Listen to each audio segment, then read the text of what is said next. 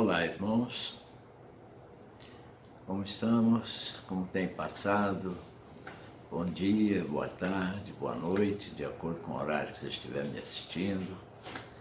Espero que estejam bem de saúde, espero que estejam em paz, espero que tenham alegria no coração, embora as lutas sejam grandes, as dificuldades sejam muitas, não é?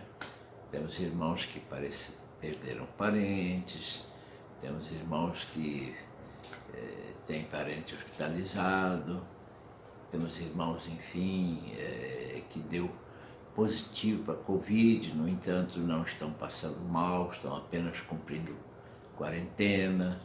Isso tudo é o normal da vida de hoje. Isso tudo é o que está acontecendo com naturalidade a todos, mas os servos de Deus, Deus tem guardado, Deus tem preservado, Deus tem abençoado, e se contraírem a enfermidade ou outra enfermidade qualquer, o que é normal, vejam bem, Deus está no comando de suas vidas, das nossas vidas, aliás, e Ele há de cuidar de nós. E nada nos acontecerá que não seja permitido por Deus. Podem compreender isto? E isto é motivo de tranquilidade, porque afinal é o que nós queremos, que a vontade de Deus esteja na nossa vida, seja feita na nossa vida. A vontade do inimigo é nos levar para o inferno, mas a vontade de Deus é nos salvar, nos perdoar, nos abençoar, cuidar de nós. Não significa que não temos enfermidade, que não temos problemas, que não temos situações esdrúxulas pela vida afora, mas significa que Ele está conosco, significa que a vitória é certa, significa que Ele nos guarda, nos abençoa e nos dirige com seu Espírito Santo. Amém? Podem compreender isto? Então, queridos, desejo que todos estejam bem, desejo que estejam agora me assistindo, seja que dia ou que horário for, e até desejaria que vocês tivessem convidado alguém para estar com vocês, para ouvir com vocês, para dividir com vocês a alegria da meditação na Palavra de Deus e das orações. Amém? Então, queridos, eu vou ler um texto para vocês, dentro daquele contexto que nós estamos já lendo há alguns dias, que é sobre o livro de Lucas, dentro do Evangelho de Lucas, não é? E eu vou ler um texto hoje pequenininho, do versículo 49 ao 53, portanto poucos versículos, 4 versículos apenas, e o título que a Sociedade Bíblica dá a este assunto que nós vamos ler é: Jesus traz fogo e divisão à terra. Olha só. É Jesus que traz fogo e divisão à terra. Vamos entender isso? Porque pela lógica humana, quem deveria fazer isso era o diabo, não é verdade? Mas vamos entender isso à luz da palavra de Deus. Primeiro vamos ler e fazer uma breve oração. A partir do versículo 49 até o 53, nós lemos assim: Eu vim, isso é Jesus falando, prestem atenção. Eu vim para lançar fogo sobre a terra. E bem que eu gostaria que já estivesse aceso. Mas existe um batismo pelo qual tenho que passar. E como me angustio até que o mesmo se cumpra, vocês pensam que eu vim para dar paz à terra? Eu afirmo a vocês que não. Pelo contrário, vim para trazer divisão, porque daqui em diante estarão 5 divididos numa casa, 3 contra 2 e 2 contra 3. Estarão divididos pai contra filho, filho contra pai, mãe contra filha, filha contra mãe, sogra contra nora e nora contra sogra. Somente até aí. Vamos orar, depois vamos meditar nessas palavras. Querido Deus e amado Pai, Mais uma vez, Senhor, te louvamos, te bendizemos e te agradecemos, ó Pai, pelo teu amor, pela tua misericórdia, por todas as bênçãos que tens derramado sobre nós, pelo sustento que nos tens dado, pela vida que nos tens preservado, ó Deus, pela saúde, pela paz, pela alegria, pelo fato de sermos uma família em Jesus Cristo, teu Filho. Formamos a família de Deus, a tua família, e somos gratos por isso, Senhor. Ajuda-nos a compreender a nossa vida neste mundo.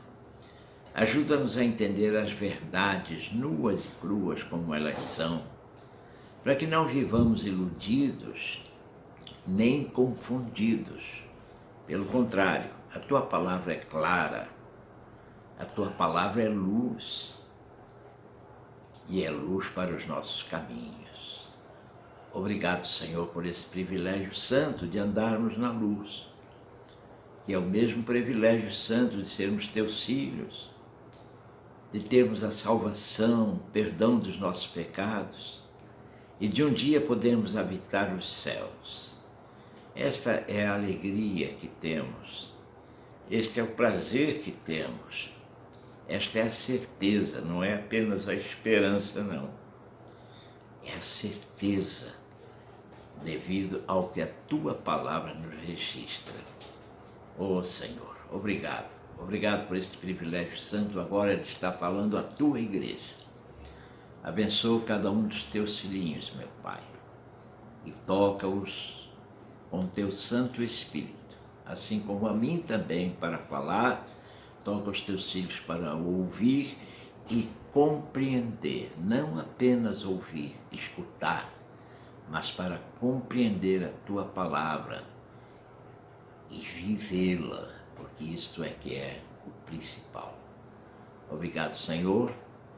Fazemos isto, pedimos e agradecemos em nome do Senhor Jesus Cristo, teu Filho amado, que vive e reina para sempre. Amém e amém. Então, queridos, pouquinhos versículos, poucas palavras, palavras duras, palavras ásperas, mas verdadeiras e que nos traz a realidade. As pessoas têm uma grande confusão na sua vida. Eu costumo até usar um ditado que diz que tudo que é bom faz mal, tudo que é de comer, que nós dizemos que é bom, que é gostoso, via de regra faz mal, e é verdade. Doce é gostoso, mas doce faz mal, né? Doce acaba com o nosso organismo, traz diabetes e tudo mais. Gordura, então, nem se fala. Gordura é gostosa no alimento, na comida, nas carnes, não é? Mas entope as nossas veias. Olha só, faz mal. Sal, dá um tempero mágico à comida. Comida sem sal é terrível. Mas sal nos dá pressão alta, nos traz ataques cardíacos. Podem compreender isso? Tudo que é bom, tudo que é gostoso faz mal. As pessoas confundem as coisas. Temos que ter moderação em tudo. A vida, se você souber vivê-la com dignidade, com temor, com respeito, com educação, ela não é tão difícil de ser vivida. Mas certas coisas aparentemente boas nelas fazem mal. E é um perigo. E as pessoas às vezes têm entendimentos equivocados sobre isso. Jesus é o Rei da Paz. Jesus traz uma paz ao meu coração. É verdade. Ele traz paz, sim, ao coração. Mas ele veio com um objetivo, cujo objetivo era salvar. Mas para salvar, veja bem, é necessário crer, é necessário obedecer, é necessário, enfim, aceitarmos essa salvação que vem de Cristo. Mas aí é que mora o problema. Os anjos do Senhor é que hão de separar o trigo do joio. E esse trigo do joio já vem sendo preparado há muito tempo. E está sendo preparado até hoje. E vai ser preparado até o dia final. A separação do trigo do joio acontece diariamente. Porque todo dia morrem pessoas. E estes que morrem não terão mais chance de salvação se ainda não forem salvos. Por outro lado, se morrem salvos, estarão ressuscitando para a vida eterna. Os outros estarão ressuscitando para o inferno. E essa separação do joio e do trigo, ela já é feita, né? Desde a existência do homem. Desde que o pecado entrou no mundo, Deus já tem que separar os seus. A própria Bíblia, a própria palavra de Deus nos mostra na genealogia aqueles que estavam sujeitos à salvação e não. A linha dos que seriam salvos ou não. Vamos entender isto melhor. Melhor do que eu falando mesmo é a palavra de Deus falando. E creia, é a mais pura verdade, não tenha dúvida. O versículo 49 começa dizendo assim, e olha, repito, isso tudo aqui é Jesus falando, desde o 49 até ao 53, é Jesus falando. Ele diz assim, ó, eu vim para lançar fogo sobre a terra. Poxa, eu vim para lançar fogo, mas fogo, né? Lugar de fogo não é no inferno, diria você. Presta bem atenção, há vários tipos de fogo. Há o fogo devastador,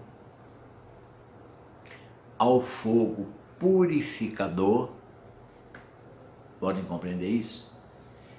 O fogo do Espírito Santo traz alegria. O fogo do Espírito Santo comove os corações. Mas Jesus está falando aqui de um fogo diferente. Porque, vejam bem, a conotação é dada pelas circunstâncias. De que fogo Jesus está falando aqui? Ele está dizendo que ele está começando, veja bem, a deixar a terra incendiar no bom sentido da palavra, para que no borbulhar das coisas possam ser distinguidos os salvos e os não salvos. Possam ser separados o trigo do joio. O fogo, a uns vai queimar para destruir, a outros vai queimar para purificar. Agora olha o que ele diz. Eu vim para lançar fogo sobre a terra. E ele diz assim, ó, e bem que eu gostaria que já estivesse aceso. Veja que isso aqui ele falou antes de subir aos céus. Mas depois ele subiu e mandou o seu Espírito. E o fogo está aceso desde aí.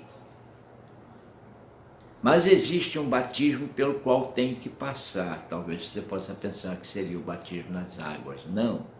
Esse batismo que Jesus está falando aqui é o batismo de fogo, por assim dizer, da sua morte na cruz. Ele teria que ainda passar por isso. Então ele diz assim, mas existe um batismo pelo qual tenho que passar. Pode chamar de batismo, pode chamar de cálice, pode chamar de sofrimento. Podem compreender isso?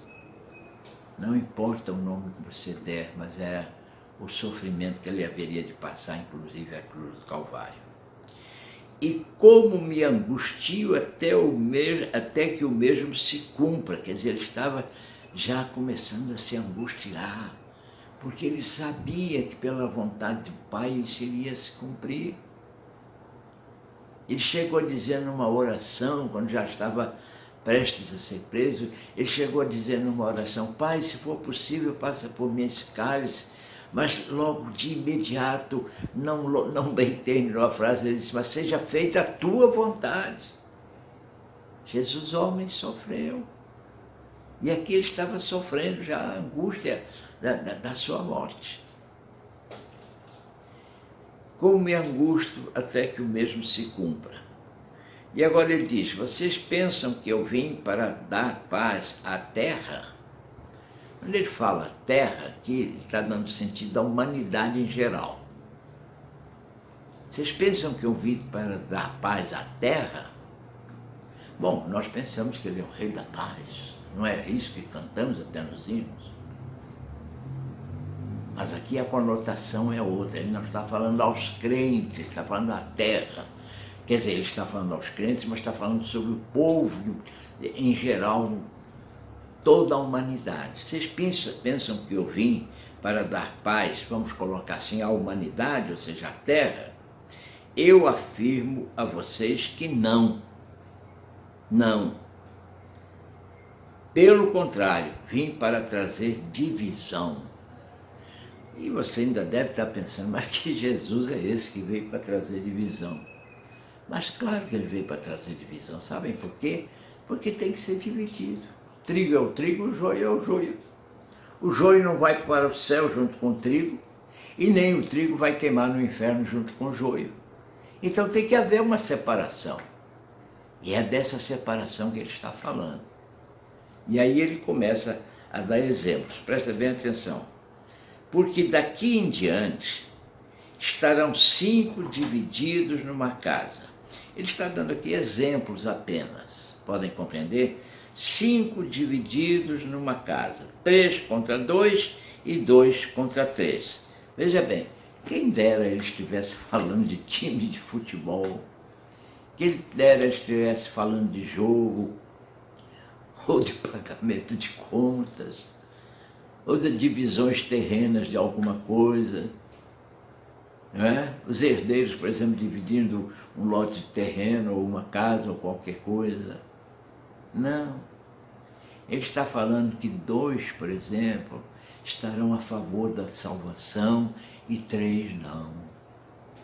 2 estarão falando a respeito de receber a Cristo como seu Salvador e 3 não, quem sabe. Alguns estão falando sobre a vinda de Cristo, sobre o sacrifício de Cristo na cruz para o perdão dos seus pecados. Outros não estão nem aí para isso. Até penduram uma cruz no peito, fazem uma série de presepadas, mas não querem saber de nada disso, isso é só da boca para fora.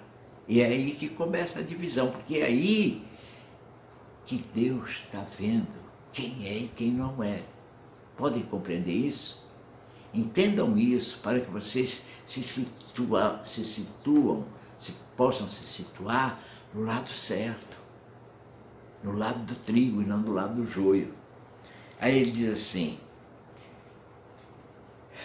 porque daqui em diante estarão 5 divididos numa casa, 3 contra 2 e 2 contra 3. Estarão divididos, pai, agora olha o exemplo, que isso aqui é um exemplo, não quer dizer que tem que ser todos os pais contra todos os filhos, nem todos os filhos contra todos os pais. Aqui tem pais salvos, tem pais não salvos, tem filhos salvos, tem filhos não salvos. Então ele diz, pai contra filho e filho contra pai. Isto é um exemplo, irmãos. Ele não está determinando quem vai ser assim ou quem não vai ser, somos nós que vemos isso. É aí que entra, veja bem, a nossa colocação. Eu quero ser cristão ou eu não quero ser cristão? Se eu quero ser cristão, meu pai não quer ser, eu fatalmente estou contra ele. E vice-versa. Mãe contra filha e filha contra mãe, a mesma coisa. E repito, isso aqui é um exemplo que Jesus está dando. Podem compreender isso? E agora, sogra contra nora e nora contra sogra. Meu Deus, ele foi em todos os detalhes. Ah, isso é uma direta ou indireta para mim. Não, isso não é direta nem indireta para ninguém. Isso é a clareza da palavra de Deus para você compreender. E agora você raciocina, e agora você vê de que jeito você se coloca. Podem compreender isso? O cristão verdadeiro, obviamente, ele quer a salvação, ele quer o perdão dos pecados, ele busca isso através da santidade, ele busca isso através da sua consagração a Deus. E ele pode amar os seus pais, ou pode amar os seus filhos, ou pode amar sua mãe, pode amar sua nora, pode amar seu sogro, sua sogra, mas espiritualmente há ali uma divisão. E é onde há divisão não há paz perfeita.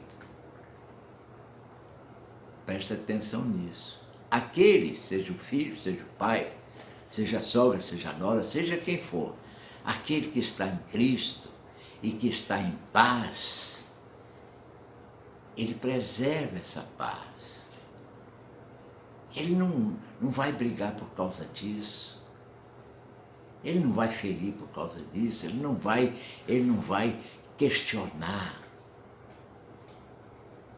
Seja o pai, seja o filho, seja a mãe, seja a nora, seja a sogra, seja o genro, não vem o caso. Ele não vai questionar.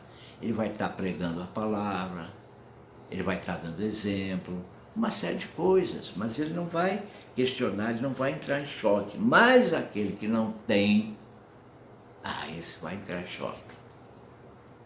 Esse vai questionar. E é aí que mora o perigo.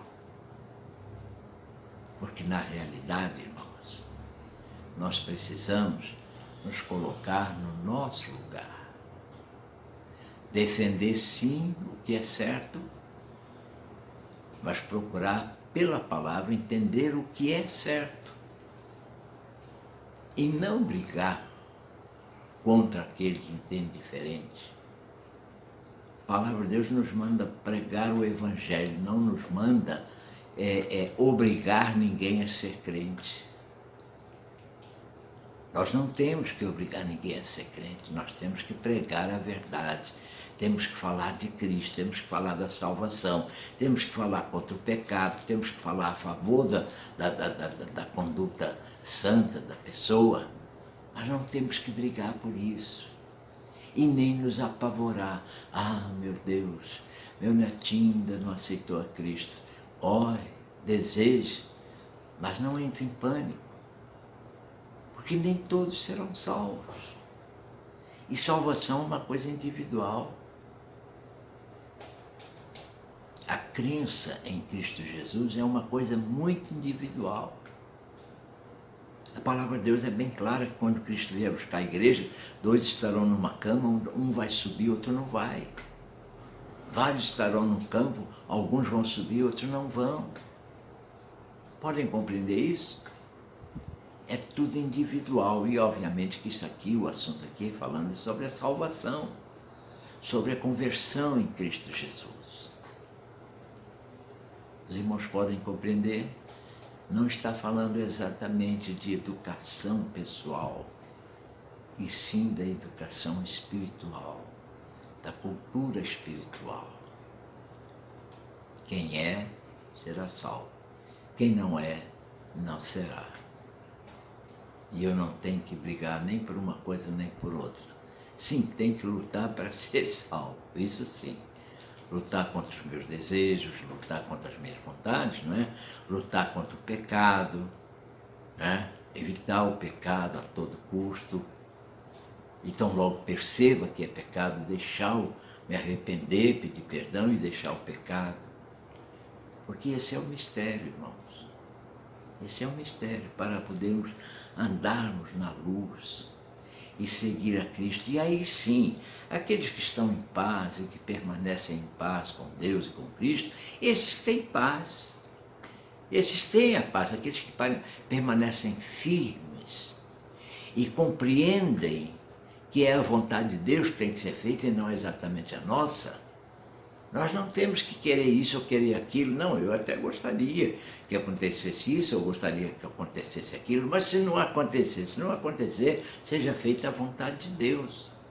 É mais importante que a vontade de Deus seja feita do que a minha. Os irmãos podem compreender. Não briguem uns com os outros por causa do Evangelho. Vivam o Evangelho. Deem exemplo. Falem de Cristo, orem por todos, sendo ou não evangélicos, orem por eles. Aos que já são, para Deus abençoar, para Deus guardar, para Deus cuidar. Aos que não são, para que recebam a Cristo, ore por isso. para que se convertam. Mas trate todos bem, porque a palavra de Deus diz que devemos fazer isso. Podem compreender isso também? Amar ao próximo como a ti mesmo. Não está dizendo se o próximo é evangélico ou não. O próximo é qualquer ser humano. Preste atenção nisso. Claro que temos um exemplo bíblico do bom samaritano, não é? Que aquele é apenas um exemplo.